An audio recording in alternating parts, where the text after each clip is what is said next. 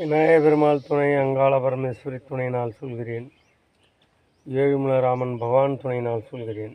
தயவு செய்து உங்களுக்கு ஒரு வணக்கம். தயவு செய்து பெண்ணாக பிறந்தவங்களுக்கு ஒரு வணக்கம். பெண்ணாக பிறந்தவங்கள் எக்காரணத்தை கொண்டும் வெள்ளி, செவ்வாய், சனிக்கிழமை இந்த 3 கிழமைகளையும் கவுசி சாப்பிடாதீர்கள்.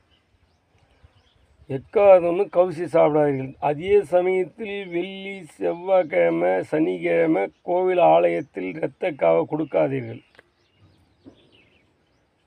சொந்த பந்துகள் எல்லாம் அந்த வெள்ளிக்கிழமை, செவ்வாய்க்கிழமை தான் முப்பூசன்னு கொடுக்குறாங்க.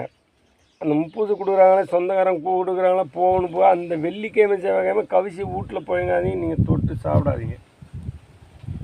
அதுபோல் பொண்ணாக பிறந்தவங்க இருந்தால் கட்டின புருஷனுக்கு நல்லது. வாழ்க்கையில் நிம்மதி கிடைக்கும். வாழ்க்கையில் சிறப்பாக இருக்கும். பணம் பண்ணாண்டும் லட்சுமி கலை உருவாகும். அனைத்து செல்வங்களும் உருவாகும். பொண்ணாக பிறந்தவங்க பயந்து இருக்க வேண்டும். ஆம்பளை எப்படி வேணாலும் இருக்கலாம். பொண்ணாக பிறந்தவங்க இந்த கவிசி ஒதுக்கினால், வெள்ளி, செவ்வாய், சனிக்கிழமை கவிசி சாப்பிடாமல் ஒதுக்கி விரதமாக இருந்தீங்கன்னா நாடு முழுவதும் குடும்பம் நல்லா இருக்கும். யார் ஒருவர் அதை சொல்கிறத கடைப்பிடிக்கிறீங்களோ நல்லா இருப்பீங்க. சொல்கிறத நம்புங்க. நம்ப மாட்டிங்களா? 108 மாலை கைத்தில் மாட்டின்னு அலங்காரமாக பந்தா பண்ணின்னு சொல்கிறோம் பேச்சு கேட்பீங்க.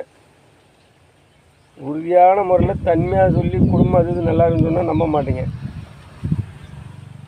சொல்கிறத கடைப்பிடிங்க. வெள்ளி, செவ்வாய், சனிக்கிழமை பெண்ணாக பிறந்தவர்கள் அனைவரும் கவிசி எக்காதொன்னு கவிசி சாப்பிடக்கூடாது. அப்பனாதான் அந்தந்த குடும்பத்தில் லட்சுமி கலை விளையாடும். நன்றி, வணக்கம்.